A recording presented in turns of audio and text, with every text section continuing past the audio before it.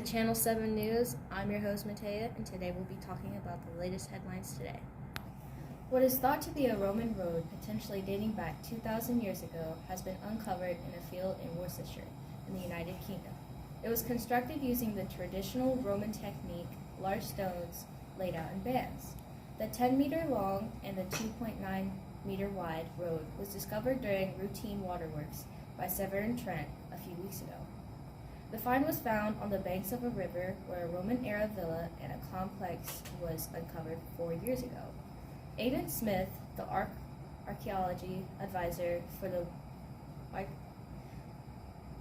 Whitehaven Council, who is working on the site, has stated that all the evidence seems to point towards the road being Roman, but they are keeping open minds. We have a reporter on the ground with Aidan Smith.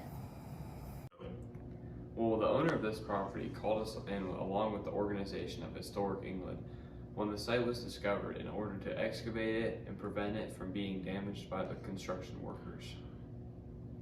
And why do you and so many others on your team believe that this is very important? The significance of the road isn't just a national level, but it's important to many people on a global level. There is an enormous amount of evidence for Roman activity being in this area. The Roman army passed through this area between the 40s and 50s AD as it was pushed west to reach the River Severn on its way to Wales, as well as the fact that the Worcestershire is actually believed to be the site of Roman town Virtus. Despite that evidence, some people still believe that the road may not be Roman. If it's not, what could it be, and would it still be as important of a find? Even if this did not turn out to be a Roman road, it would still be an amazing find. It could be medieval, which would still make it to the only type of its kind to be found in the UK to date. That is very fascinating. Thank you for your time. Back to you, Matea. Thank you, Hunter. Even in different countries, history is still found and appreciated. It's important to know where you come from, even if that's not where you are right now. It shows how far we've evolved and how we have grown. The UK is going through its longest recession since the global financial crisis. It is said that the recession could last until 2024. The central bank has described the outlook for its economy as very challenging, saying unemployment could double, which in response could affect all of the UK. Following the COVID-19 pandemic, inflation has risen and become a large issue for many families that have affected and given economic problems and could be facing unemployment. We go to London, where our reporter is with the Governor of the Bank of England, Andrew Bailey. Thank you. We're again in the UK with Andrew Bailey, the Governor of the Bank of England. How is growth projected to fall? Growth is projected to continue to fall throughout 2023 and the first half of 2022.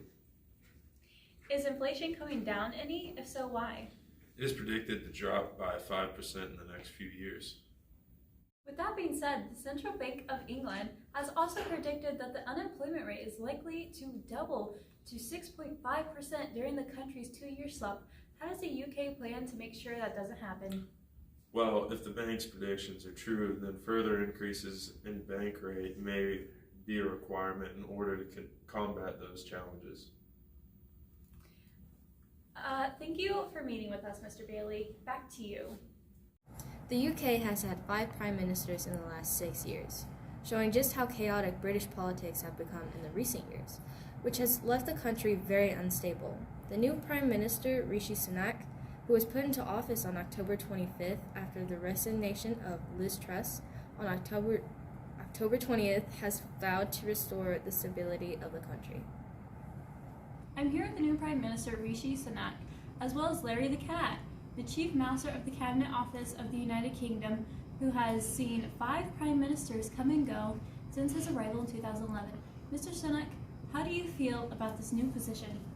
I feel great. This is a once-in-a-lifetime opportunity, and I plan to provide my support to the citizens of this country. And together we can make a difference.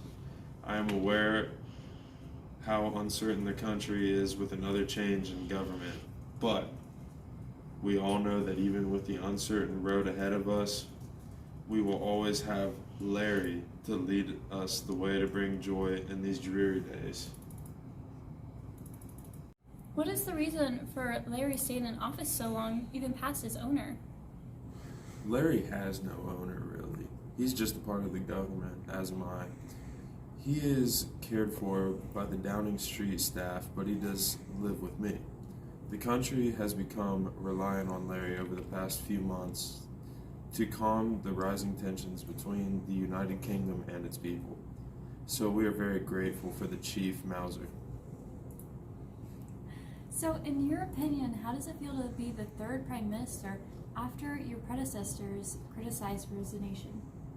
Well, it has been a difficult journey to get here, but I couldn't have done it without teamwork and the absolute focus and collective effort that has been and will be required to deal with the shared challenges faced by people across the UK.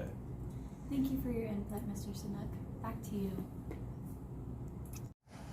I'm Matea Williams, and thank you for watching Channel 7 News.